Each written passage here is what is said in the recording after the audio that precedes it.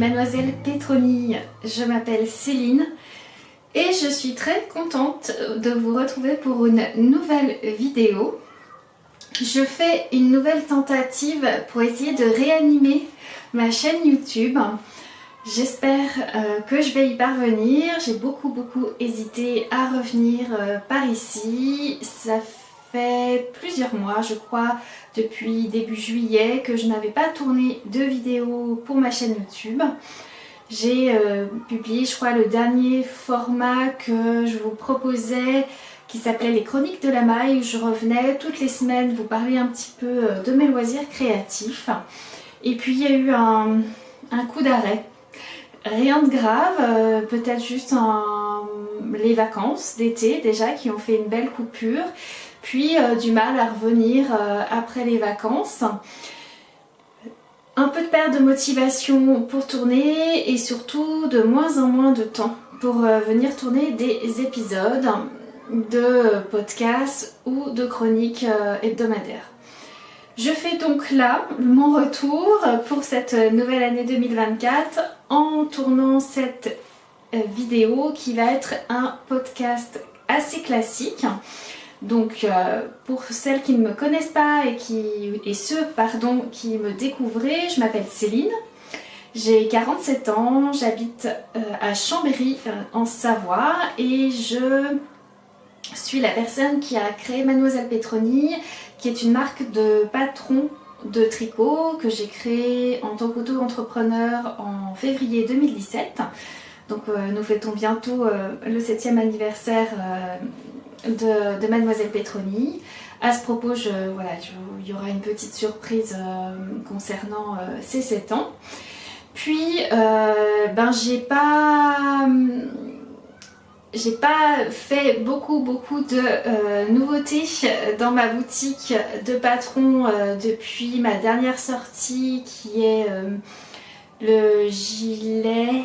Ah je m'en souviens même plus du nom. Jeannette, voilà, pardon, qui est tout en mohair avec le délicieux petit duvet du chat qui tricote. Voilà. Parce que j'ai pris une décision importante, je vais faire une pause dans la création de patrons de tricot là pour le moment. J'ai besoin de faire cette petite pause et donc il n'y aura pas de nouveautés je pense en 2024 dans ma boutique Mademoiselle Petroni. Il y aura peut-être quelques petits patrons gratuits comme ça a été le cas concernant les chaussettes Noël en Savoie que je vous ai proposé à l'occasion des fêtes de fin d'année. Mais voilà, je suis partie sur de nouveaux projets qui m'occupent énormément et qui me demandent de me consacrer pleinement à eux. Il faut dire aussi, donc, hormis le fait que je suis créatrice de patrons de tricot, je suis également professeure de tricot et de crochet également. J'enseigne en présentiel, donc dans des boutiques, la boutique à Chambéry qui est la Mercerie Café Créatif à Chambéry et chez Lanae Tricot à Grenoble le samedi après-midi. Donc je donne des cours hebdomadaires, je donne des cours 3 jours par semaine et le samedi je fais des ateliers également. Donc ceci me prend quand même énormément de temps, de plus en plus de temps. Il s'agit de mon activité professionnelle principale puisque c'est l'activité qui me permet de me verser un petit salaire chaque mois. Donc c'est très important que j'y consacre du temps. Et à côté de ça, ça faisait déjà quelques temps que j'envisageais de me lancer en tant qu'artiste plasticienne, mais en utilisant les arts du fil et les arts textiles en général. Et voilà, ça fait 2 ans que j'ai lancé ce projet-là. Il est en train de se concrétiser sérieusement puisque j'ai exposé pour la première fois lors d'une exposition collective au mois de septembre et que si tout se passe bien, je devrais faire aussi une nouvelle installation lors d'un festival au mois de juin.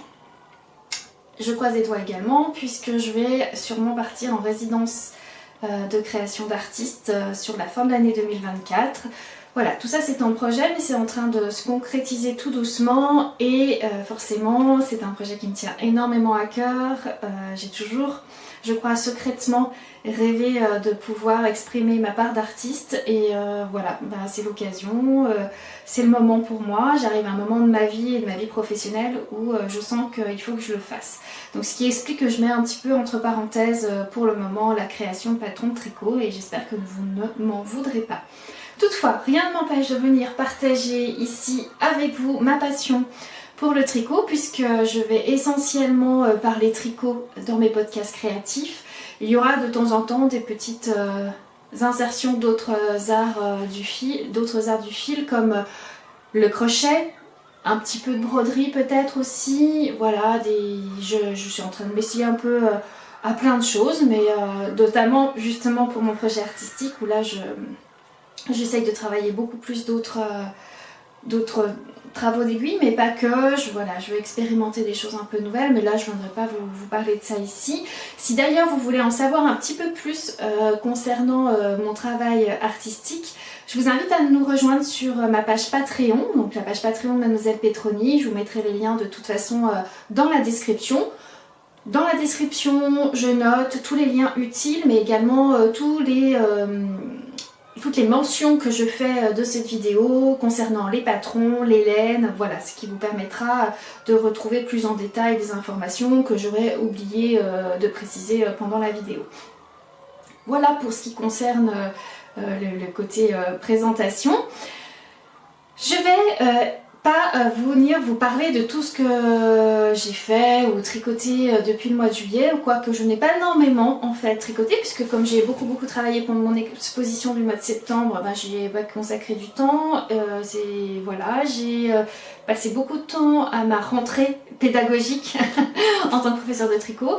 Donc j'ai tricoté un peu pendant l'automne, je vais vous montrer essentiellement les pièces finies pendant l'automne. J'ai aussi offert des cadeaux donc, que je n'ai plus, donc ça je ne vous en parlerai pas. Et je vais vous présenter brièvement mes nouveaux en cours, comme ça vous permettra de voir comment j'aborde l'année 2024. Et bien on va commencer tout de suite avec mes projets terminés. J'ai avec moi un petit carnet où je note régulièrement ce que je suis en train de réaliser au tricot, comme ça me permet plus facilement de vous donner des informations. Je vais quand même essayer d'être assez concise et brève parce que je ne pourrais pas rentrer en détail. J'ai 5 objets terminés à vous présenter et 3 en cours. Donc je ne voudrais pas que la vidéo non plus soit trop longue parce que c'est aussi du montage à faire, c'est des incrustations d'images, des petites choses qui vous sont très utiles. Mais du coup ça me demande pas mal de travail en post-prod. Tout d'abord, je vais commencer par celui que je porte, voilà, qui est un des ouvrages que j'ai dû, alors je vais noter, je vais regarder dans le carnet, comme ça on saura exactement quand est-ce que je l'ai tricoté. Je l'ai fait je l'ai fait courir sur tout le mois d'octobre. Ouais, c'est un ouvrage que j'ai fait courir sur tout le mois d'octobre. Il s'agit de mon modèle de patron qui s'appelle le pull Edelweiss, qui est un modèle qui permet de tricoter un pull en circular yoke, mais avec plein de possibilités de le personnaliser, notamment au niveau des finitions des côtes, enfin encolure, bordure côte, au niveau du motif ou pas motif, mais surtout au niveau du calibre de laine. C'est un modèle qui se tricote en aiguille 5 mm, qui permet du coup d'utiliser plusieurs types de fils. Moi j'en avais fait une première version, je vous la mettrai quelque part par là, qui était entièrement tricotée avec un seul fil de mohair, ce qui donne une version très aérée, très récente, parce qu'elle est légère, chaude, juste ce qu'il faut. Moi c'est un pull que je porte beaucoup au printemps et à l'été et que je transporte dans mes bagages puisque justement il tient pas de place, il est très léger, mais il peut très vite nous réchauffer sur une soirée d'été quand c'est nécessaire. Et là je voulais faire une nouvelle version qui elle prend un fil tenu en double avec à la fois un fil fingering, alors peu importe quel. Moi là j'ai utilisé, vous allez voir, un fil plutôt rustique de laine cardée, mais vous pouvez très bien utiliser un fil chaussette ou un fil de mérinos classique de teinturière indépendante ou un fil fingering du commerce, en pelote industrielle. Je l'ai doublé avec un fil mohair lace de langue pour avoir un tissu qui permet d'être plus dense, être moins léger, moins transparent que ma première version. J'ai opté pour ce que j'appelle l'option 3 dans mon patron, je ne vais pas dire de bêtises. Oui c'est ça, avec la finition bord côte en côte une torse, pareil pour pour l'encolure, pour les bracelets de manche et pour le bas du corps. Comme vous pouvez voir, j'ai en tricote une version qui est proposée plutôt raccourcie, plutôt crop, mais vous pouvez très bien la rallonger. C'est expliqué voilà, comment on procède dans le patron, c'est vraiment pas compliqué, c'est vraiment un ajustement tout à fait facile à faire. Concernant la laine, donc j'ai doublé un fil de fingering plutôt fin, on appelle plutôt light fingering, qui vient de la marque Madrilan. La Madrilan et la... Ah non, pardon, c'est le contraire, la marque c'est Delana. Voilà, vous avez l'étiquette ici.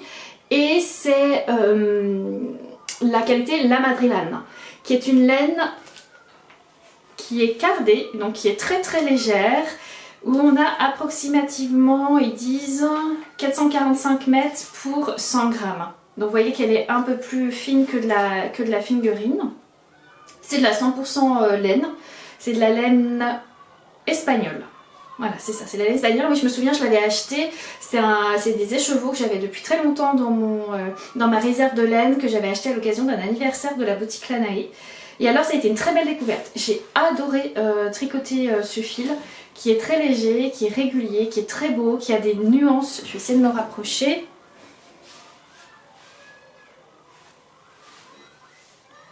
Voilà, on voit très bien, il y a vraiment des nuances de couleurs, c'est pas un bleu, alors ce qui ressort en majorité c'est ce très joli bleu glacier, mais vous voyez qu'il y a des petites nuances de rosé, de beige et de violet qui ressortent en sous-ton et c'est vraiment très très beau.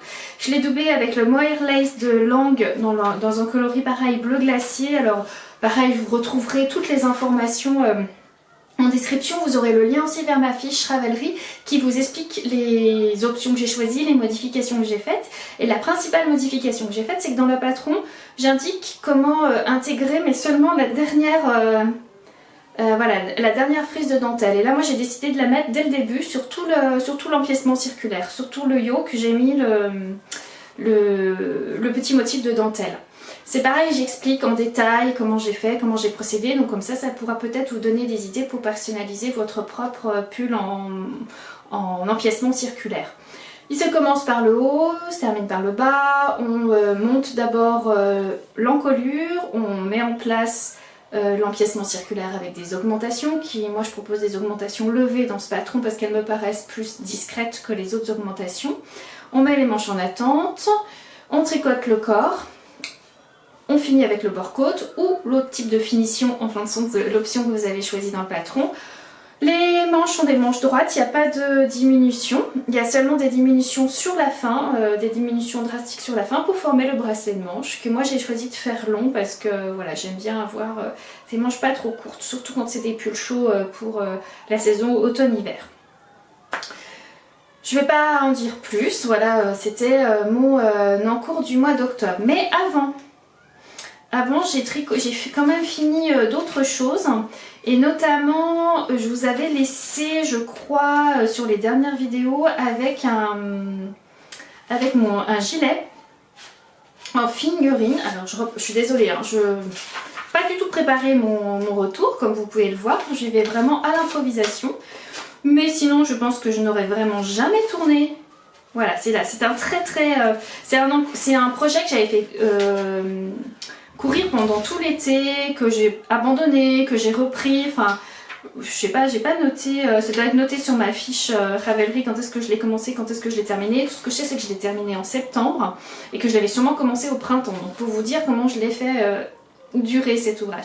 Il s'agit de mon gilet qui est ici, voilà, c'est le gilet Belmont de Gudrun Johnston qui est un magnifique gilet à manche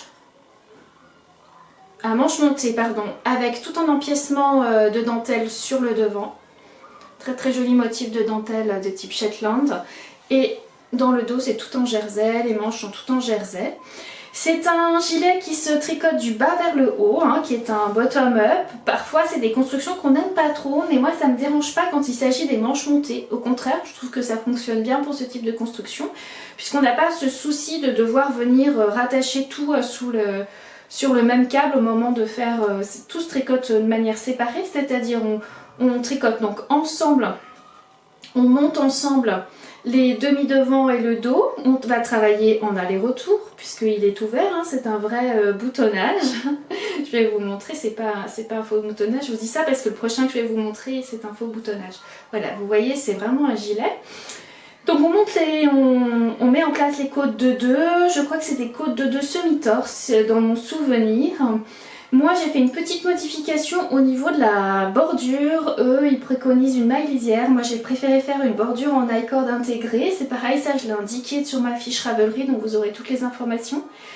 Puis donc on va tricoter ensemble le corps et les demi-devants et le dos, sauf que la différence c'est qu'on va mettre en place le motif de dentelle sur le demi-devant. Alors c'est une grille, je suis pas sûre qu'il y ait d'explication. Voilà, il faut savoir lire un diagramme, une grille de tricot de dentelle. En même temps, on tricote la patte de boutonnage, elle se fait en même temps, d'où l'intérêt de mettre en place un I-cord intégré. Puis quand on arrive au niveau des manches, on va séparer les demi-devants du dos qu'on va tricoter séparément. Quand on a fini de tricoter séparément ces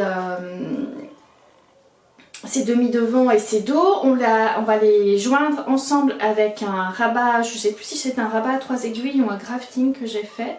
C'est un rabat à 3 aiguilles. Voilà, et puis je crois il doit y avoir quelques rangs raccourcis qui forment les pentes d'épaule. Puis ensuite on va reprendre les mailles au niveau des emmanchures et on va mettre en place le système de manches montées avec rang raccourci. Donc c'est assez facile à mettre en place puisqu'on est sur du jersey. Les manches ont des manches ajustées donc on a des diminutions régulières. Puis on termine avec un petit bord côte cette fois-ci. Oui toujours pareil, un bord côte 2-2 en côte semi-torse. Qu'est-ce qu'il y a d'autre sur la construction? Ah oui, dernière finition, on relève les mailles pour faire un petit I-cord au niveau du col. Voilà, c'est une finition en I-cord au niveau du col. D'où, c'est pour ça aussi que j'avais envie de faire un petit I-cord intégré au niveau de la patte de boutonnage. Donc on met en place, c'est indiqué hein, comment on met en place régulièrement les petites boutonnières.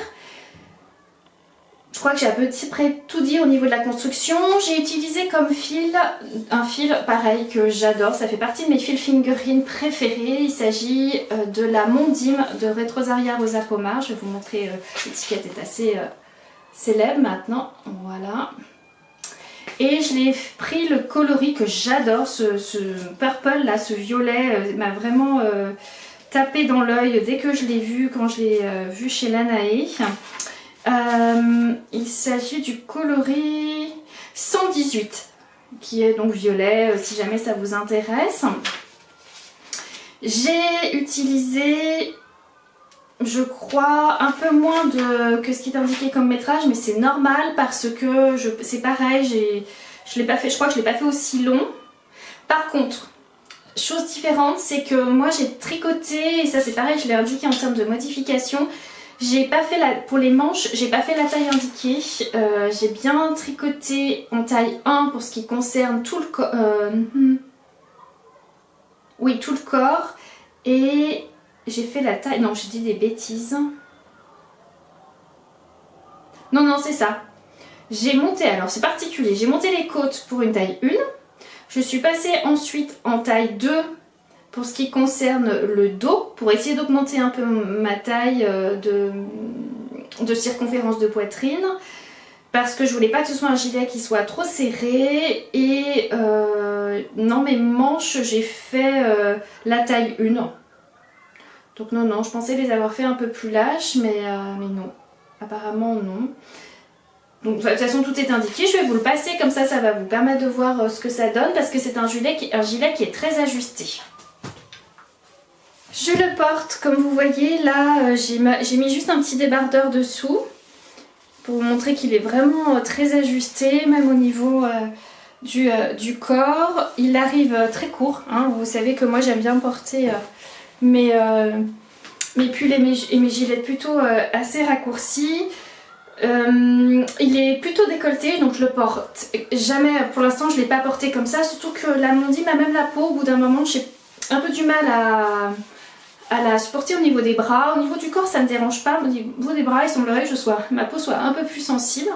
Donc là je l'ai porté par exemple pour les fêtes de Noël, mais j'avais un sous-pull noir dessous. Ça allait très bien, ce qui me permettait aussi de refermer cette partie qui pour moi est très frileuse, parce que j'ai un peu du mal à garder découverte. Donc voilà, c'était le compromis, c'est de mettre un petit sous-pull noir dessous pour pouvoir le porter, parce que vous voyez quand même qu'il est vraiment, la dentelle est très en transparence.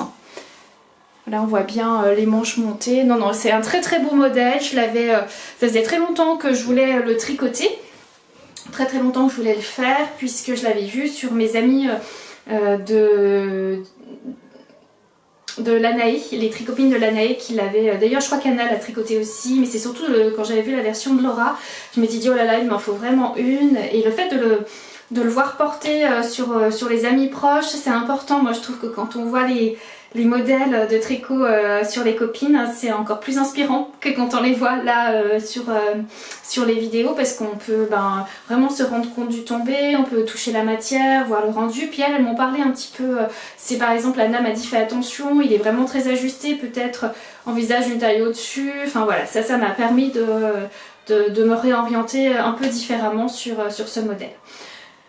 Voilà pour ce qui concerne le gilet Belmont de Gudrun Johnston que j'ai terminé au mois de septembre. Ensuite, je suis passée sur un autre projet que j'avais déjà tricoté 2 fois. Donc c'est un modèle qu'on ne présente plus, qui est sorti il y a quand même quelques années maintenant. Je pense qu'il a dû sortir en 2018, en 2017 ou 2018, je me souviens plus très bien. Donc c'est un des premiers pulls que j'ai dû tricoter. Donc j'en ai fait une 3e version. Il s'agit, donc c'est le pull qui est là. Alors à la base, ce n'est pas un pull. À la base, c'est un gilet qui se boutonne dans le dos. Il s'agit du modèle Sur un nuage de Lily Comme Tout, donc de Julie Party, et qui se tricote pareil avec un fil tenu en double, un fil fingering avec un fil de lace mohair pour le tricoter en double. Et l'idée c'est plutôt de tricoter un gilet qui vient se terminer avec une bande de boutonnage qui se porte soit dans le dos, soit sur l'avant, c'est comme on veut, il est réversible. Première version, j'en ai fait un vrai gilet. Et puis je me suis rendu compte que c'était pas le boutonnage, j'avais du mal à le faire tenir. Deuxième version, je fais pareil, la même chose, et puis j'ai fini par attacher la patte de boutonnage à l'autre côté, c'est-à-dire qu'il est devenu complètement cousu, donc j'en ai fait un pull. Et là, cette fois, je me suis dit, autant partir sur un pull tout de suite, puisque tu préfères le porter comme ça et que c'est plus facile apparemment à porter. Donc c'est ce que j'ai fait. La laine que j'ai utilisée, c'est une laine que j'ai détricotée d'un ancien projet que je ne portais pas. J'étais très déçue parce que en fait j'ai adoré tricoter ce modèle, j'aimais beaucoup ce modèle, mais je ne le portais pas parce qu'il avait un grand décolleté V, et je me suis rendu compte que moi en hiver je suis trop frileuse pour porter les gilets. J'adore les grands gilets à décolleté V, j'adore, mais je ne les porte pas, ou alors sinon si c'est pour rajouter un énorme châle dessus, je vois pas trop l'intérêt. Donc là, je m'étais dit, je vais essayer de me reporter, je vais réutiliser la laine parce que c'est de la laine de qualité et que j'avais pas du tout envie de la perdre. Donc j'ai tout détricoté, tout lavé pour la défriser et pour pouvoir la retricoter ensuite. Je ne l'ai pas, comme c'était un fil tenu en double, de fil fingering avec du lace mohair, je ne les ai pas séparés, je les ai gardés jumelés et j'ai fait des pelotes jumelées ensemble. Et j'ai donc tricoté ce pull en modifiant, en faisant une grosse modification, puisque j'ai enlevé en fait les mailles qui correspondent à la patte de boutonnage. En fait j'en ai enlevé la moitié, j'en ai gardé que la moitié pour faire cette fausse patte de boutonnage, et j'ai tricoté en pull. Donc en circulaire, pas du tout, j'ai travaillé en aller-retour que sur le début, puisque c'est un top-down à manches tombantes.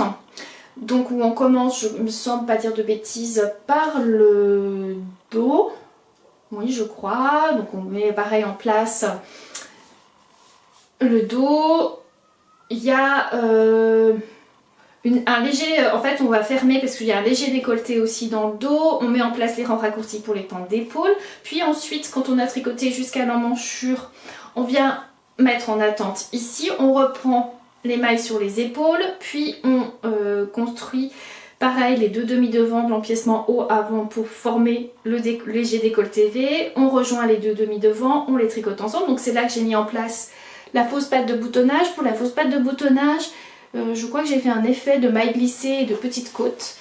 C'est pareil, j'ai dû le mettre en descriptif dans ma fiche Ravelry.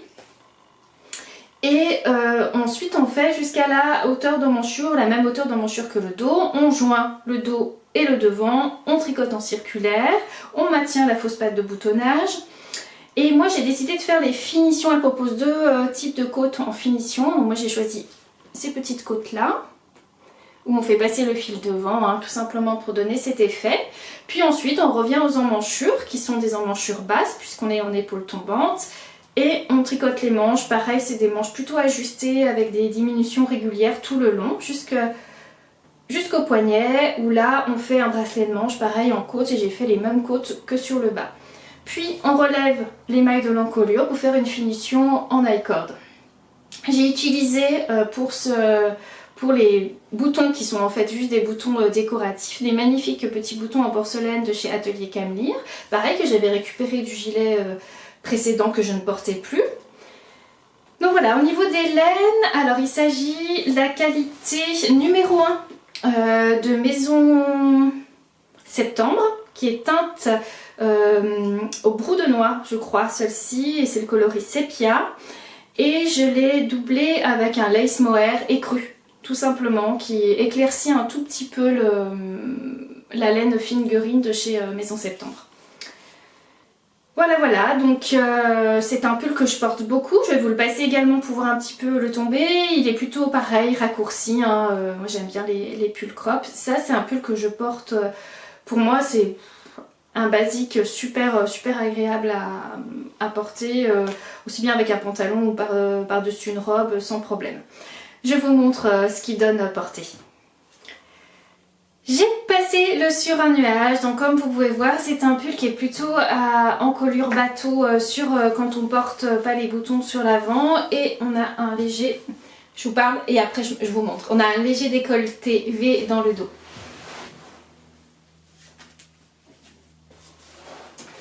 J'espère que vous avez pu voir, je porte toujours un petit débardeur dessous, donc forcément c'est beaucoup moins sexy que si on a le dos nu, mais bon moi je le porte jamais avec le dos nu, je le porte toujours pareil avec un petit sous-pull ou une blouse dessous. Donc très contente, ça c'est un projet que j'ai dû tricoter, je crois que je l'ai fait en parallèle avec mon Edelweiss aussi au mois d'octobre. Oui c'est ça, et après... vous allez me dire, mais qu'est-ce que j'ai tricoté au mois de décembre? Ça, je vais vous l'expliquer. Je vais vous l'expliquer justement dans mes encours. Donc, on passe maintenant à la partie encours. Pour mes encours, donc j'en ai 3. Ah non, pardon. Je viens de me rendre compte que j'ai oublié un petit objet terminé. Parce que c'est vraiment très grave. Je vais... non. Alors, on va parler du dernier objet terminé. Les voici, il s'agit d'un petit accessoire. J'ai tricoté des gants pendant le mois de décembre. J'ai tricoté des gants, ou pendant le mois de novembre, je sais plus. Des gants en fingering. Je suis très contente de ces gants, ça fait très longtemps que je voulais cette paire. Je suis partie d'un modèle gratuit, je vais vous expliquer, et j'ai fait une petite modification pour qu'ils conviennent un petit peu plus à mes usages. Je reprends mon carnet et je vous explique ce que j'ai utilisé comme patron, ce que j'ai utilisé comme fil pour les tricoter. Alors, j'ai utilisé... Je vais trouver... C'est pas là, c'est pas là, c'est pas ça... Alors comme ça me permet de voir que... en fait, le sur un nuage, je l'ai fait de mi-septembre à mi-octobre. Je l'ai fait juste avant le Edelweiss. Et puis les gants, je les ai tricotés du 31 octobre au 29 novembre. Donc c'est ça, si je les ai bien tricotés en novembre. Il s'agit donc du modèle Falling Leaves. Pareil, je vous mettrai une petite image de Sarah Oman. C'est un modèle en anglais mais qui est gratuit et qui se tricote en échantillon fingering. Pour moi, j'ai tricoté en aiguille 2,5. Un peu comme on tricote une paire de chaussettes en fait, hein, puisque j'ai utilisé un fil fingering. J'ai utilisé d'ailleurs un fil chaussette pour tricoter ces gants parce que je voulais un fil qui soit assez robuste. Parce que moi j'utilise beaucoup mon vélo et que quand on a les mains sur le guidon et notamment sur les poignets pour changer les vitesses, on use énormément les gants. Donc ça je le savais et j'avais en stock depuis très longtemps puisque ça date d'un achat que j'avais fait au dernier festival Lot et la Laine en juillet 2017. Et j'avais acheté un fil de BFL Sock Donegal de la marque qui n'existe plus, Purple Lane, pardon, qui était une teinturière indépendante et donc qui est en 100% BFL Superwash. Et on obtient donc 400 mètres pour 100 grammes, vraiment le classique, et c'est le coloris cerise. J'adore ce coloris. Et vous voyez, on se rend bien compte de toutes les petites neppes de Donegal à l'intérieur. Et le fait que ce soit du BFL, moi je trouve que c'est un fil déjà qui est... Alors c'est un peu moins doux que le mérino, ça reste quand même doux, mais c'est une matière que j'adore en fait. Moi j'adore le fil BFL qui offre pour moi une meilleure robustesse et un toucher plus laineux que le mérino superwash. Même si celui-ci est traité superwash également, mais je sais pas, ça me fait pas le même effet qu'un mérino superwash. J'ai donc tricoté ces petits gants en reprenant, donc ils se tricotent du poignet de la bande de côte. Alors c'est très joli, il y a une bande de côte avec un premier motif sur la bande de côte. Alors nous on se rend pas bien compte là avec la Donegal. Vous verrez que sur la photo on voit mieux. Voilà, je sais pas si vous allez voir quelque chose de mieux. Et ensuite normalement il y a un motif de dentelle sur tout le dos de la main. Et ben moi j'ai repris qu'une feuille de ce motif de dentelle. Voilà, j'ai pris le diagramme, j'ai gardé que la partie centrale parce que je voulais pas qu'il y ait trop de trous sur ma main, c'est pas le but du jeu d'avoir froid. Donc voilà, c'est des gants que j'utilise plutôt quand il fait plutôt 10 degrés. Vous voyez, pour vous donner une idée, pour quand les températures sont plus basses, ici en Savoie j'utilise des gants beaucoup plus du commerce qui sont beaucoup plus chauds. Et donc on tricote d'abord le bracelet de manche, ensuite on met en place la paume et le dos de la main, donc le corps de la main en faisant le gousset pour le pouce. On met en attente les mailles du pouce, puis on reprend et on tricote uniquement en circulaire le corps de la main. Puis on va mettre en attente toutes les mailles et au fur et à mesure on va venir reprendre le nombre de mailles nécessaires pour faire chaque doigt et on va rajouter quelques petites mailles pour faire au niveau des espacements de chaque doigt. On tricote la hauteur, c'est bien indiqué, de chaque doigt et on vient faire des diminutions comme on fait une diminution de tête de bonnet par exemple, vous voyez, et on ferme exactement comme on fermerait un bonnet. Donc c'est assez logique et assez facile. On fait pareil pour le pouce, on reprend les mailles, on monte quelques mailles pour faire l'espacement au niveau du pouce et de la paume. Et qu'est-ce que je voulais dire d'autre? Mais moi je les ai tricotés en Magic Loop. De toute façon, même si vous souhaitez les tricoter, vous pouvez les tricoter en mini circulaire, mais que sur cette partie-là. Après, de toute manière, les doigts, vous serez obligé de passer en Magic Loop. Vous ne pourrez pas faire autrement. Il y a une différenciation entre main gauche et main droite. Tout est bien expliqué dans le patron. Donc voilà, il n'y a plus qu'à se laisser porter. C'est un patron en anglais. Désolée. Je sais qu'il me semble qu'il existe un patron en français, mais lui qui n'est pas gratuit, et je me demande si c'est pas pour un échantillon DK. Peut-être je ferai l'année prochaine, j'envisagerai une version DK, je sais pas trop. Moi ce qui me plairait de faire, c'est plutôt de faire une version doublée. Donc je sais pas trop encore. En tout cas je sais que gants, mitaines, moufles, c'est des choses que j'utilise beaucoup en termes d'accessoires sur la saison hivernale et que je vais être amenée en retricoter. Et ça va me permettre aussi peut-être de passer mes petites pelotes de fil à chaussettes qui sont pas terminées, où il me reste de très bons restes. Parce que là j'ai pas utilisé, je crois que j'ai dû utiliser la moitié de mon écheveau quoi, c'est vraiment pas grand chose. Est-ce que j'ai noté ce que j'ai utilisé? Ah, j'ai dû le mettre sur la fiche Ravelry, là je l'ai pas noté. Mais il me reste la moitié de mon écheveau. Donc pour vous dire qu'avec la moitié d'un écheveau, moi sur ma taille, en tout cas qui est la plus petite taille main, c'est une largeur de main de 8 cm je crois. Oui c'est ça, c'est largeur de main 8 cm, ben, j'ai pu largement faire avec un demi-écheveau de fil chaussette une paire de gants. Bon, cette fois-ci j'en ai terminé avec les objets terminés. Passons à mes encours. Encore un faux départ sur mes encours. Et celui-là, l'éléphant dans la pièce, j'ai complètement oublié de vous en parler. C'est mon dernier objet terminé. Bah écoutez, ce que je vous propose, c'est que je vous en parlerai la prochaine fois parce que sinon je pense que la vidéo va vraiment être trop longue. Donc je vous parlerai de... Je le porterai et je vous le présenterai en tant que modèle terminé porté. Il s'agit, juste pour information, du Magnolia Blossom Cardigan que j'ai tricoté un peu de manière particulière. Vous voyez qu'il y a une démarcation ici, mais qu'elle est volontaire. Je vous expliquerai pourquoi. C'est parce que j'ai utilisé le même fil, mais de 2 calibres différents pour l'empiècement circulaire et pour le bas du corps. Et comme je ne l'ai pas encore porté, ça sera l'occasion, je le porterai, et puis comme ça me permettra de vous faire un retour sur ce modèle-là. Je vais vous présenter rapidement mes encours, puisqu'on a quelques-uns aussi, dont un qui est un peu particulier, puisque ça fait depuis le mois de décembre que je suis dessus, et que je ne cesse de le monter, le redémonter, le monter, le redémonter. Première chose, une petite paire de chaussettes. Puisque ça, on a toujours besoin, notamment vu que j'ai repris mes déplacements, c'est toujours important d'avoir une petite paire de chaussettes dans son sac. Je tricote des chaussettes avec une laine autorayante comme vous pouvez voir. Vous voyez aussi que j'ai choisi de faire une chaussette à la vanille avec un talon après coup. Pour ma part, je commence par la pointe avec un montage en Turkish Caston. Là j'ai fait plutôt une pointe arrondie cette fois-ci.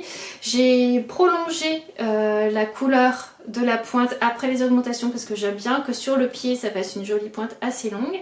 Et après j'ai mis en place l'autorayant. Et j'ai terminé avec une bande de côte de 2 et je fais toujours moi un demi Jenny Surprisingly Stretchy Bind Off pour avoir un rabat bien élastique au niveau des côtes. Peut-être pouvez-vous voir qu'il y a une texture un peu particulière qui se sont créées sur ces autorayantes. C'est normal. En fait, j'aime bien, je sais pas vous me direz si vous vous amusez aussi à jouer un peu avec les fils autorayants. Parce que sinon, moi je trouve que c'est un petit peu...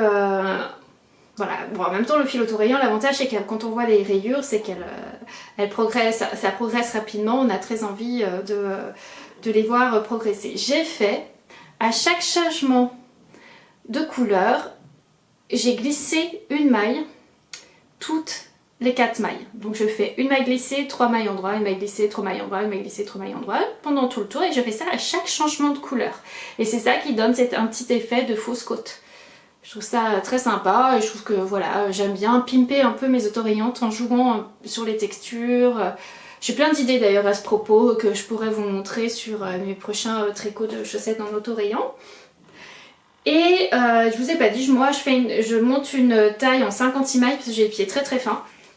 Ça va vous paraître super serré, mais en fait non. C'est parce que je déteste quand j'ai des chaussettes qui tiennent pas mon pied. Donc moi je veux que ce soit très dense et très serré. Je tricote en 2,25 et avec 56 mailles pour ma pointure. Moi je fais un 37, un petit 37, donc ça me convient tout à fait. Et donc je les tricote avec les laines, le zèbre tricote, 75% mérino superwash, 25% nylon, 425 mètres pour 100 grammes et le coloris c'est le coloris 36. Alors les laines de Lisa, quand elle fait des coloris, elle les fait par saison et quand elle les a fait, elle les a fait. Elle les reproduit plus après. Mais elle présente toujours de magnifiques, voilà, elle présente toujours de magnifiques coloris à chaque saison. Donc il n'y a que l'embarras du choix. Il reste je crois quelques kits à vendre chez Lanae. Si jamais vous passez à la boutique, voilà, n'hésitez pas. Il y a encore, moi c'est là que je les ai achetés. Il y a encore quelques kits de disponibles pour les chaussettes.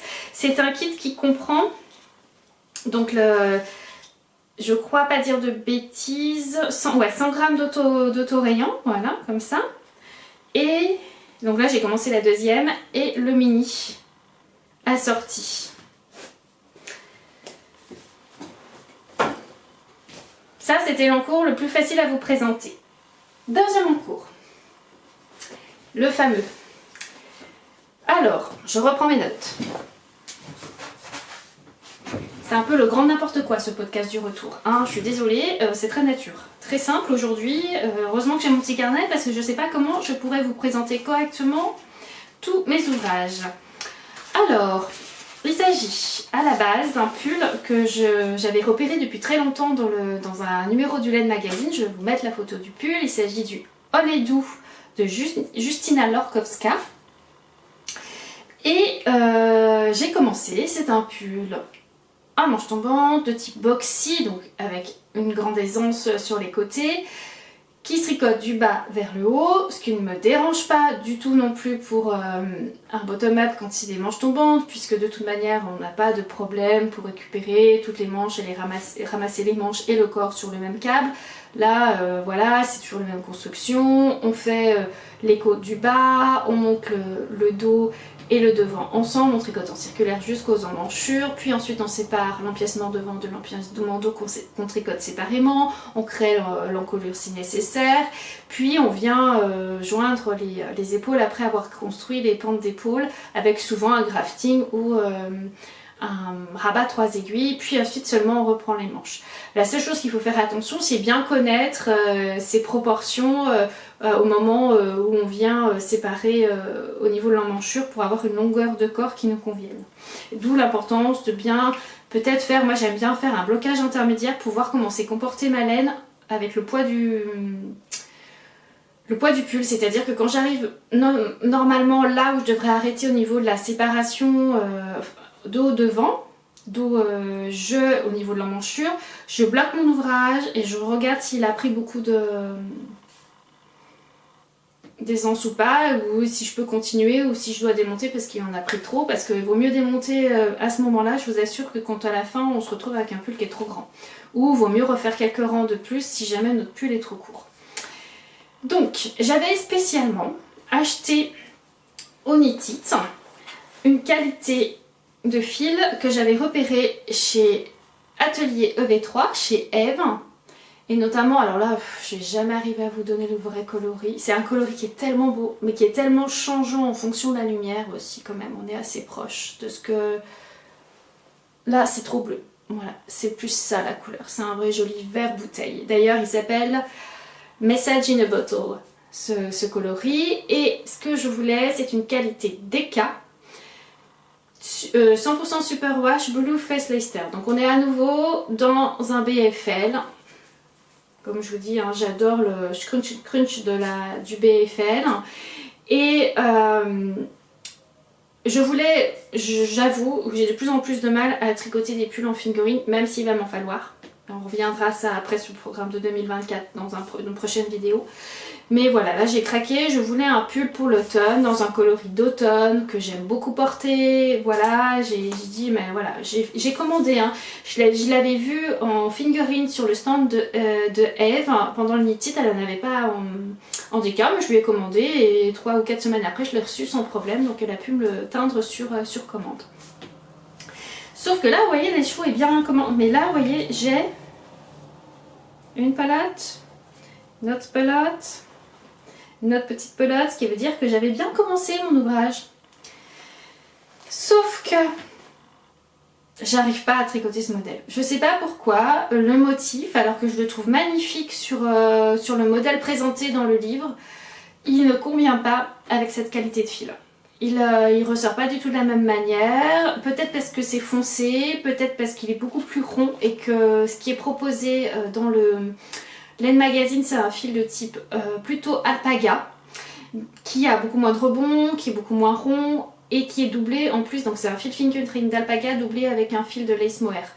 Et ensemble, je sais pas, le rendu est beaucoup plus joli, il y a plus de transparence. Là, il est bien dense, c'est un bon fil gonflant bien dense, qui j'adore, rond et qui serait idéal en fait pour travailler de la torsade.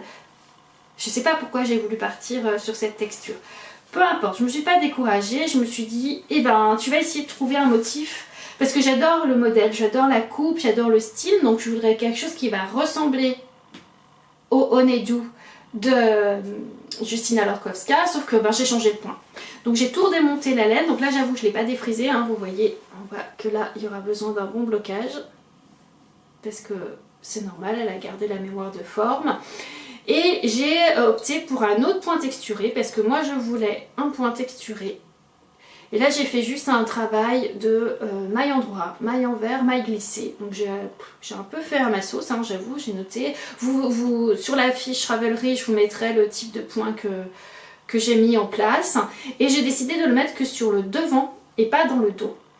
Parce que j'ai peur sinon de ne pas avoir assez de fil pour faire le pull en entier. Et j'ai quand même 4 écheveaux, voilà, s'il faut je recommanderai un 5e, mais je pense que ça va être difficile pour elle de me redonner exactement un bain similaire. Je pense que sur des laines de teinturier indépendante c'est très très difficile, donc je ne vais pas me retrouver avec ce risque là. Surtout que c'est vraiment, il est très joli, voilà, la lumière... il change vraiment beaucoup à la lumière, il est très nuancé, c'est très beau, enfin voilà, je voudrais pas être déçue si jamais j'ai un 5e écheveau qui soit pas dans le même, dans le même bain et forcément dans les mêmes nuances et pas tout à fait similaire à ceux-là. Donc voilà, l'idée c'est de repartir, donc je suis repartie, alors j'avais noté, je l'ai commencé le 2 novembre. Je l'ai démonté le 6 janvier et je l'ai recommencé le 8 janvier. Donc j'ai pas tricoté grand chose, mais parce que je me suis dit que vu la saison là et que de toute façon sur mes prochains encours je vais plutôt partir sur des ouvrages de printemps, que ça va être un ouvrage à long cours, c'est à dire que je vais le tricoter quand j'ai un petit peu de temps entre quelques ouvrages, je vais faire quelques rangs et je l'avancerai et je l'aurai pour l'automne prochain. C'est pas grave, pas d'urgence, la laine est magnifique, le coloris je l'adore, donc ça va me faire toujours plaisir de l'avoir sur mes aiguilles et de faire durer un peu le plaisir. Voilà pour mon deuxième encours. Et le troisième, alors en sachant que les chaussettes ça compte pas vraiment, on est d'accord, hein, donc on va dire que j'ai que 2 encours sur mes aiguilles. 2 encours récents. Parce que je ne vous cache pas que là il y a un petit coffre avec des vieux encours dont il va falloir un jour que je fasse quelque chose avec. Alors mon dernier encours c'est celui que je viens de monter il n'y a pas longtemps, je l'ai fait je crois que je l'ai monté il y a une semaine. Il s'agit d'un modèle que je tricote pour offrir. Je vais l'offrir à la tante de mon mari puisque c'est quelqu'un qui le mérite bien. Voilà, qui notamment c'est la personne qui m'héberge pendant le knit-it. Et voilà, c'est une personne super qui est très généreuse et qui un jour m'a dit ah mais oh là là t'as de la chance toi, tous ces pulls que tu peux sortir de ton armoire comme ça, c'est impressionnant. Elle était impressionnée que je change de pull pratiquement tous les jours quand elle m'a vue la dernière fois et elle m'a dit oh, j'ai vu que c'était la mode des pulls sans manches et tout, je m'en suis acheté un dans le commerce, je trouve ça super, puis j'ai senti qu'elle me tendait la perche. J'ai dit mais si tu veux je t'en tricote un. Ah oui tu pourrais faire ça, tout ça. Je dis mais bien sûr. Donc j'ai pris ses mesures et j'ai décidé de lui faire un pull sans manches sur mesure et avec une encolure ronde, parce que voilà j'ai fait le choix, à un moment donné il fallait choisir. Tout simple, il va tout en jersey avec des côtes 1-1-1 au niveau du col, des emmanchures et du bas du corps. Et j'ai mis en place une recette toute simple pour donc créer ce pull sans manches. Je le tricote du haut vers le bas. Je vais vous montrer où j'en suis.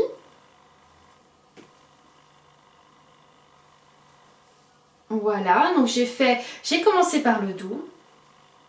J'ai marqué la différence entre les épaules et l'encolure dos.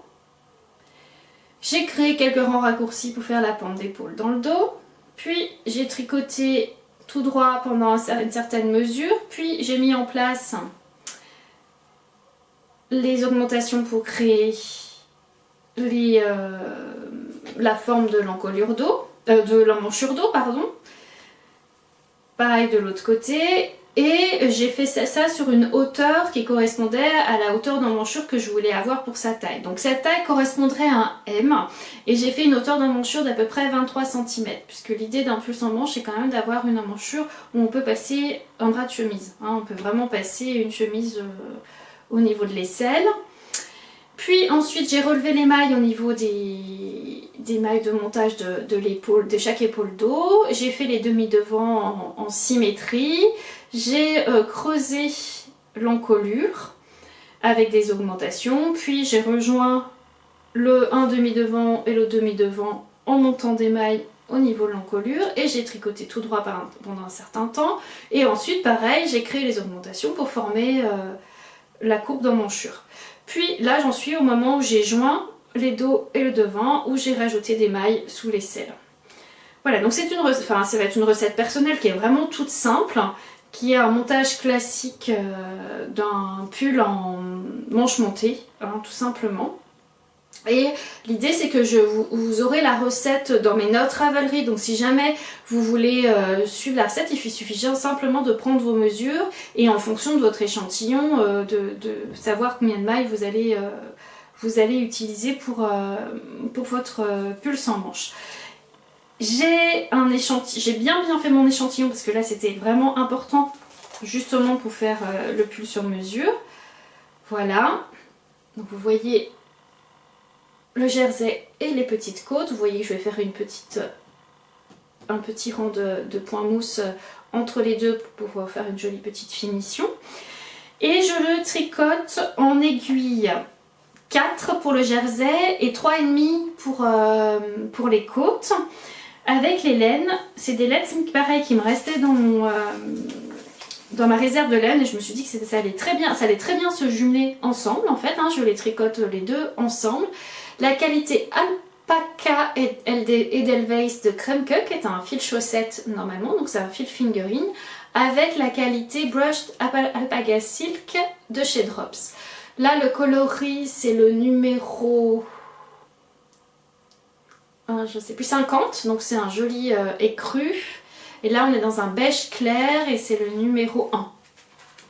Et je trouve que ça fait un très très joli coloris les deux ensemble. Et alors je ne raconte pas le nuage de douceur que c'est. Le tissu est plus dense bien entendu que si j'avais doublé par exemple la Kremke avec un fil de lace mohair. Hein, là on est vraiment sur quelque chose de plus épais. On est d'ailleurs sur un échantillon. Alors moi j'ai voulu quand même quelque chose qui ait de la tenue, qui soit pas mou, parce que l'alpaga, voilà, on sait qu'au lavage ça peut beaucoup bouger. Mon échantillon il est où? Voilà, il est quand même souple. Vous voyez qu'après le lavage il est quand même bien souple, mais il a voilà, un joli drapé, mais il a de la tenue. Il n'est pas tout détendu et qui ressemble à une serpillière. Donc c'est pour ça que j'ai volontairement voulu le tricoter en aiguille 4. Alors que normalement l'alpaga, justement le brush d'alpaga silk est recommandé pour être tricoté à lui tout seul. Pas dire de bêtises, je crois qu'il est recommandé pour justement être tricoté en aiguille 4. Oui, en aiguille 5 même il le propose. Donc moi j'ai volontairement tricoté les deux ensemble en aiguille plus petite. Donc voilà, mon dernier en cours qui est un... Alors je suis désolée, j'ai pas de patron à vous proposer pour celui-ci. Après vous pouvez trouver assez facilement des patrons basiques de pull sans manches en jersey. Moi l'idée c'était vraiment de mettre en place une recette de pull sans manches à encolure ronde. Qui soit une recette sur mesure que peut-être je pourrais proposer ensuite pendant mes ateliers. Donc voilà, ou des stages de tricot, ça sera une bonne base de travail. Et puis moyen de faire plaisir aussi à quelqu'un en espérant, en croisant les doigts, que je ne me sois pas trompée dans la prise de ces mesures. Voilà, c'est surtout ça le plus important. Je vais arrêter là cette vidéo qui est beaucoup trop longue pour moi. Je sais que je vais avoir pas mal de montage. J'espère que vous avez tenu le coup, que ça vous a fait plaisir de me retrouver. En tout cas moi j'étais très contente de trouver enfin le moment pour tourner cette vidéo et pour partager avec vous mes divers ouvrages au tricot. Je ne vous promets pas de revenir le mois prochain, le mois et demi prochain, je ne sais pas. J'ai vraiment décidé de tourner des vidéos au fur et à mesure que j'ai l'envie de partager avec vous. J'ai un sentiment que j'ai des choses intéressantes à partager avec vous et l'envie aussi et le temps de vous parler de ma passion pour le tricot. Il est possible qu'avec les beaux jours, je vous parle aussi un petit peu de crochet puisque j'ai des petits projets en crochet dans ma tête et dans mes notes. Mais voilà, donc maintenant là j'ai décidé que les podcasts tricot, podcasts créatifs, ce serait vraiment au moment opportun que je viendrai les tourner et vous les proposer. N'hésitez pas à laisser un petit pouce en l'air si vous avez aimé, bien entendu, et bien entendu des commentaires en dessous de la vidéo que j'aurai plaisir à lire. Et bien sûr, si vous avez des questions, je répondrai à vos questions en commentaire. Mille merci pour toutes les personnes qui ont tenu et qui ont regardé cette vidéo jusqu'au bout. Je vous invite, si vous souhaitez, à me retrouver sur Instagram où je suis un peu plus présente et vous pourrez avoir un petit peu plus de mes nouvelles de manière un peu plus régulière. Je vous embrasse très fort et je vous souhaite de très belles mailles. À bientôt!